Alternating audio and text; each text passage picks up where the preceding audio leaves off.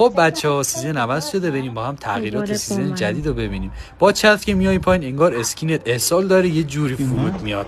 بعد یه گان میگیری دستت میبینی که اپیکه ولی اپیک نیست، تا دیفالت هم نیست، یعنی متیکه، یعنی متیک نیست، نصفش متیکه. یعنی وقتی که میذاری پشت دیفالت میگیری دستت متیکه، یعنی نصف متیکه. بعد تیر میزنی میفهمی کامل متیکه. کیل افکتش هم نصف و نیمه نشون میده، کامل نشون نمیده.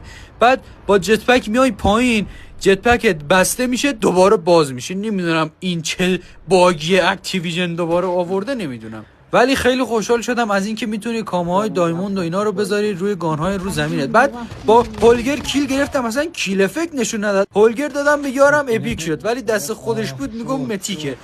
دیگه پینگم که نگم براتون، ما اصلا مشکل پینگ نداریم. وقتی که سیزن عوض میشه اصلا هم سرورامون به هم نمیریزه، خیلی هم خوبه. یارو AFK یه شات میزنم نمیمیره، یکی دیگه از بک منو میاد وان شات میکنه. من اصلا فشار نمیخورم بچه‌ها. این گانه هم که میبینید گانه جدید نیست، این گانه دانلودش پریده، یعنی EM2 ولی چون دانلودش پریده این شکلی شده. بعد یه گانه دیگه هم دانلودش پریده، این 117 است، یعنی این 117 نیست، این 115 متیکه بچه‌ها. آخه اکتیویژن این چیه؟